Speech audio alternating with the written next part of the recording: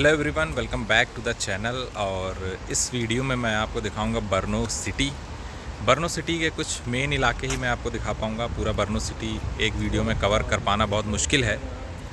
तो अभी मेरा जहां होटल है वो है चस्का बर्नो का एक बहुत ही फेमस प्लेस है, जहां पे अधिकतर टूरिस्ट स्पॉट भी आपको मिल जाएंगे।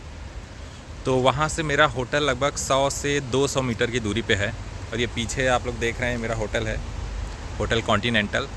तो यहाँ से मैं अब चस्का की तरफ चल रहा हूँ और चस्का में जितने भी टूरिस्ट स्पॉट हैं वो मैं आप लोग को दिखाऊंगा।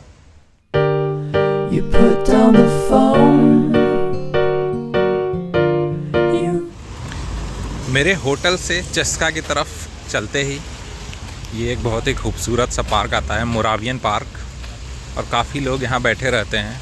कल रात को लेट नाइट तक भी मैंने देखा था यहाँ पे लोग बैठे हुए हैं। एक वाटर बॉडी है बीच में। अक्सर मैंने देखा है यहाँ लोग पार्क में बैठे रहते हैं और पूरे दिन भर आपको लोग पार्क में दिख जाएंगे। यहाँ पे देखिए बच्चे हैं, कुछ खेल भी रहे हैं पार्क पॉन्ड में जा कर के। तो ये है मोरावियन पार्क। यहाँ से हम लोग आगे बढ़ेंगे चस्का की तरफ।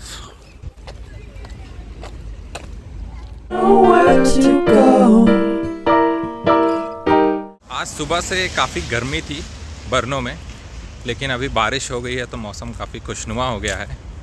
और चस्का का एक और फ़ायदा है कि अगर आप कभी बर्नो आते हैं और कोशिश करिएगा कि आप लोग चस्का के अगल बगल ही रुकें, तो लेट नाइट तक एक तो आप यहाँ घूम सकते हैं, ये एक अच्छी चीज़ है। और यहाँ से आपको ट्रैम मिलेगी किसी भी डायरेक्शन में जाने के लिए। तो मुझे जैसे साइटेक जाना होता है, जो कि एक आउटर है यहाँ का, तो मुझे बड़ी ईज़िली एक 12 नंबर ट्रैम यहाँ जो चलती है वो मुझे मिल जाती है। और काफ़ी फ्रीक्वेंट है यहाँ पे जो ट्रैम है। पहुँच चुका हूँ मैं चस्का पे और काफ़ी थोड़ा सा बड़ा इलाका है। इसमें काफ़ी सारे टूरिस्ट स्पॉट आपको मिलेंगे, जिसमें से ये पहला ये कैथेड्रल जो कि चस्का में है, और दूसरा ये है इक्वेस्ट्रियन स्टैचू ऑफ मार्ग्रेव जॉस्ट, शायद यही है। बड़ी मुश्किल से मुझे इसका नाम याद हुआ है। तो यहाँ भी लोग आते हैं, फ़ोटो खिंचवाते हैं। तो ये भी एक टूरिस्ट प्लेस है। स्टैचू से हम लोग आगे बढ़ते हैं नमस्ती सोबोदी की तरफ, और वहाँ देखेंगे वहाँ एक और स्टैचू है। वो स्टैचू किस चीज़ का है वो भी मैं आप लोग को बताऊंगा। नमस्ती सोबोदी के रास्ते में ये एक और कैथोलिक चर्च पड़ता है। ये भी one of the tourist attractions है प्राग का, जिसमें अभी कुछ रिपेयरिंग बर्नो का, जिसमें अभी कुछ रिपेयरिंग काम हो रहा है। आ चुके हैं हम लोग नमस्ती सोबोदी पे, और इसी स्टैचू की मैं बात कर रहा था। तो ये स्टैचू बनाया गया था जब इस रीजन में प्लेग जो बीमारी है वो ख़त्म हो गई थी, तो उसकी याद में स्टैचू बनाया गया था।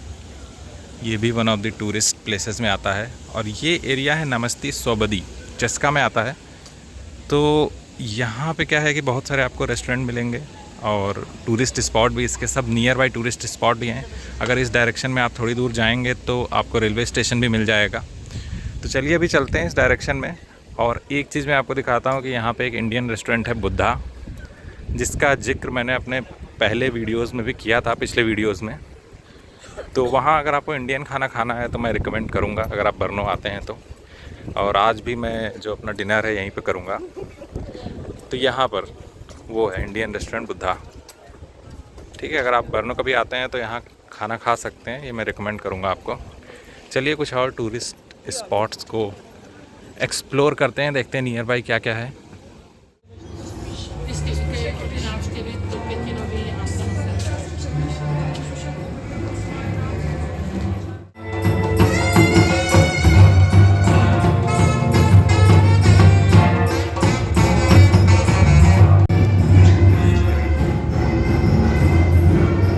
ये यहाँ का ओल्ड टाउन हॉल है, और जिसके ऊपर चढ़ के पूरे बर्नो का एक नज़ारा भी देखा जा सकता है। और इसके अंदर कुछ प्रोग्राम भी चल रहा है। ऊपर जाने का टिकट है, तो वो मैं नहीं करूँगा। आप लोग जानते ही हैं कि मैं किसी मॉन्यूमेंट के अंदर जल्दी नहीं जाता हूँ, क्योंकि चार्जेस लगते हैं और मेरा इतना इंटरेस्ट भी नहीं है। अगर रियली आपका इंटरेस्ट है यूरोपियन आर्किटेक्चर में और पुराने मॉन्यूमेंट्स के अंदर जाके आप देखना चाहते हैं, तब आप ज़रूर एक बार प्राग विज़िट करिए।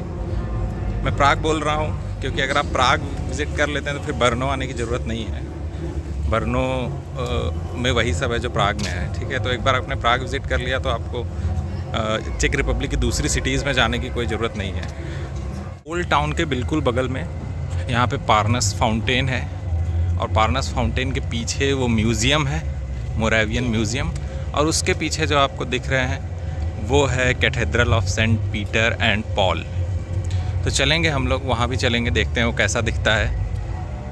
प्राग का तो हम लोगों ने ऑलरेडी देख रखा है, उस पर काफ़ी वीडियोस भी हैं मेरे चैनल पे, लेकिन यहाँ का भी हम लोग विज़िट करेंगे, देखते हैं कैसा लगता है यहाँ पे। सुपरमार्केट के अलावा भी यहाँ आपको कुछ शॉप ऐसे भी दिख जाएंगी जो कि लगी रहती हैं, जो जहाँ पे टूरिस्ट स्पॉट हो या तो जहाँ पे क्राउड ज़्यादा होता है वहाँ पे लगी रहती है। देखिए खुले में लोग सब्जियाँ बेच रहे हैं, फल बेच रहे हैं, तो ऐसी शॉप्स आपको दिख जाएंगी। केवल ऐसा नहीं है कि बस सुपरमार्केट में ही मिलता है सब चीज़। और यहाँ पे कुछ ऐसे आपको छोटे छोटे ऑटो टाइप के दिख जाएंगे, ओपन रहते हैं पीछे से, तो उसमें कॉफ़ी मिलती है और बहुत कुछ खाने पीने का, आइसक्रीम, ये सारी चीज़ें मिलती हैं।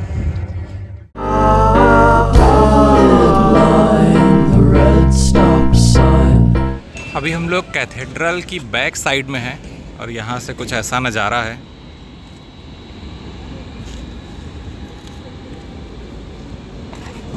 और ये जो आपको सामने दिख रहा है ये है यहाँ का रेलवे स्टेशन, ब्रनो सिटी का मेन रेलवे स्टेशन है। अगर आप ब्रनो सिटी आते हैं ट्रेन से तो यहाँ आप उतरेंगे और फिर आपके पास दो ऑप्शंस होते हैं, या तो आप बस से कहीं जा सकते हैं या फिर आप ट्रैम से जा सकते हैं। तो मेरा सजेशन रहेगा कि आप ट्रैम पकड़ लीजिए, क्योंकि ट्रैम का जो स्टॉप है वो जस्ट रेलवे स्टेशन के सामने ही है। और यहाँ एक और चीज़ है कि अगर आप सपोज़ वहाँ आपको टिकट वेंडिंग मशीन मिलेगी, अगर आप उससे टिकट ले लेते हैं तो बढ़िया है। अगर आप टिकट नहीं भी लेते हैं तो आपके पास एक ऑप्शन रहेगा कि यहाँ की जो ट्रैम है और बस है उसमें जो एक मशीन लगी रहती है, उसमें बस आपको अपना जो कार्ड है, डेबिट कार्ड या क्रेडिट कार्ड, उसको आपको बस टैप करना होता है। अगर आप उसमें अपना कार्ड टैप कर दे रहे हैं तो फिर आप आराम से बैठ सकते हैं, आपको टिकट की ज़रूरत नहीं पड़ेगी, ठीक है। तो ये एक बेनिफिट है यहाँ का कि आपको टिकट लेने के लिए परेशान होने की ज़रूरत नहीं है। आपका जो कार्ड है वो आपको बस टैप करना होता है। और सपोज़ आपके पास अगर टिकट चेक करने कोई आ रहा है, टिकट चेक करने भी बीच बीच में लोग आ जाते हैं, तो अगर वो आते हैं तो आप उनको अपना कार्ड दिखा दीजिए और वो उसको स्कैन करके समझ जाएंगे कि आपने ये कार्ड टैप किया है, ठीक है। और अगर आप जितनी भी आप ट्रैम या बस में चढ़ते उतरते हैं तो आप बार बार टैप कर सकते हैं, लेकिन ऐसा नहीं होगा कि आपका पेमेंट हर बार कटेगा। पेमेंट फिर वो फाइनली डिसाइड होगा कि आप ड्यूरेशन वगैरह चेक करके, उनका पूरा एक सिस्टम बना हुआ है, वो डिसाइड होगा। और मैक्सिमम आपका 90 क्राउन ही लगेगा एक दिन का, उससे ज़्यादा नहीं लग सकता, आप चाहे जितनी भी बस या ट्रैम में चढ़ें।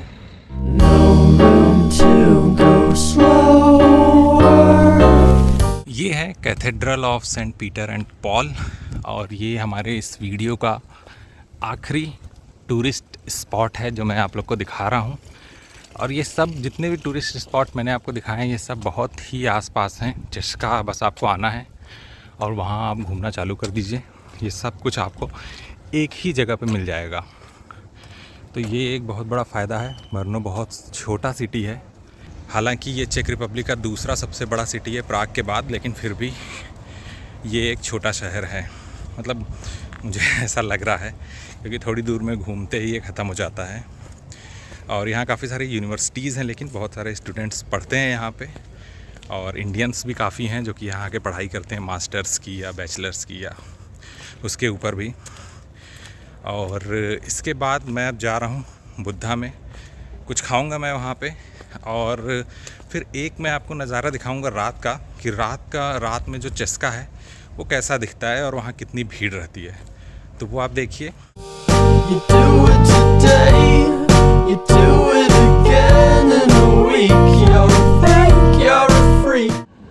ये है चस्का रात के 10 बजे।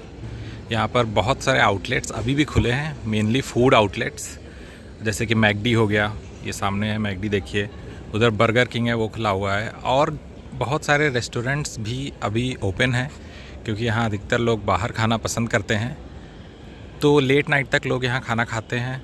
और मैं भी जस्ट अभी मैंने भी यहाँ बर्गर किंग से बर्गर खाया है, और रात के 10 बज रहे हैं, अभी तक सेफ्टी का ऐसा कोई इशू मुझे नहीं लगा ब्रनो में। और लेट नाइट तक लोग पार्क में भी बैठे मिल जाते हैं, जो कि अभी मैं जाऊंगा तो मिलेंगे। और मेरे पीछे ट्रैम आ रही है। प्राग में तो 24 घंटे चलती है ट्रैम, लेकिन यहाँ का मुझे क्लियर नहीं है अभी। ब्रनो में ट्रैम रात में चलती है कि नहीं, आइए ये एक ट्रैम स्टॉप पर ही देख लेते हैं। ये एक ट्रैम स्टॉप है जहाँ पे डिटेल्स लिखी हुई हैं आने वाली ट्रैम्स की। तो 4 नंबर ट्रैम जो है वो 4 मिनट में आ रही है। प्लस यहाँ पे चार्ट लगा रहता है जिसमें आप पढ़ सकते हैं कि कौन सी ट्रैम कब आएगी, टाइमिंग लिखी रहती है। तो 4 नंबर आप देख सकते हैं और 9 नंबर, 2 ट्रैम है जो इस ट्रैम स्टॉप से होकर गुजरती है। तो मुझे यहाँ नहीं दिख रहा है कि वैसे ये ट्रेन रात को चलती है। मुझे दिख रहा है कि 22-23, देखिए 22 तक ही बस लिखा, मतलब रात के 10 बजे तक, सुबह 5 से रात के 10 बजे तक ही लिखा हुआ है दोनों ट्रैम। ये वाली थोड़ी रात को आई थिंक 11 बजे भी चलती है, लेकिन ओवरनाइट ट्रैम मुझे नहीं दिखाई दी, जो कि प्राग में चलती है, रात भर ट्रैम चलती है। हो सकता है यहाँ इतना क्राउड नहीं है इसलिए ट्रैम ना चलती हो रात भर। एक जो मुझे इशू लगता है यहाँ पर या तो प्राग में, वो थोड़ा होमलेस लोगों का है, जो कि आपको जो बड़ा इलाका है जैसे रेलवे स्टेशन हो गया, या तो जैसे ब्रनो में चस्का है जहाँ पे बहुत सारे लोग रहते हैं हमेशा, तो वहाँ आपको होमलेस लोग भी काफ़ी दिख जाएंगे जो थोड़ा प्रॉब्लम क्रिएट करते हैं। तो उनसे थोड़ा बच के रहा जाता है। आई कांटेक्ट वगैरह करने की ज़रूरत नहीं है, अगर पास आते हैं तो कुछ बोलिए मत। कभी अटैक नहीं करते, मैंने किसी के ऊपर देखा है, लेकिन ये यहाँ कि थोड़ा पास आएंगे, कुछ बोलेंगे, अगर कुछ बोलना चाह रहे हैं तो आप मत बात करिए। तो ये इशू है जो मैंने ऑब्ज़र्व किया है, इसलिए मैं रात को जनरली नहीं निकलता हूँ, चाहे प्राग हो चाहे ब्रनो हो। लेकिन आज एक्चुअली ओलंपिक का मैच मैं देख रहा था, तो उस वजह से मुझे लेट हो गया थोड़ा डिनर करने में। फ़िलहाल इतना लेट भी नहीं हुआ है, 10:30 हुआ है, 10:30 बज रहे हैं। और अब मैं जा रहा हूँ अपने रूम पे, होटल में फाइनली। और उम्मीद करता हूँ कि आपको ये वीडियो पसंद आया होगा, और अगर आपको पसंद आया है तो वीडियो को लाइक कर दीजिए और चैनल को सब्सक्राइब कर लीजिए। और अगर आपके कुछ क्वेश्चंस हैं ब्रनो के बारे में या तो प्राग के बारे में, तो उन्हें नीचे लिखिए, मैं कोशिश करूँगा कि मैं उनके आंसर दे पाऊँ। And thanks for watching this video.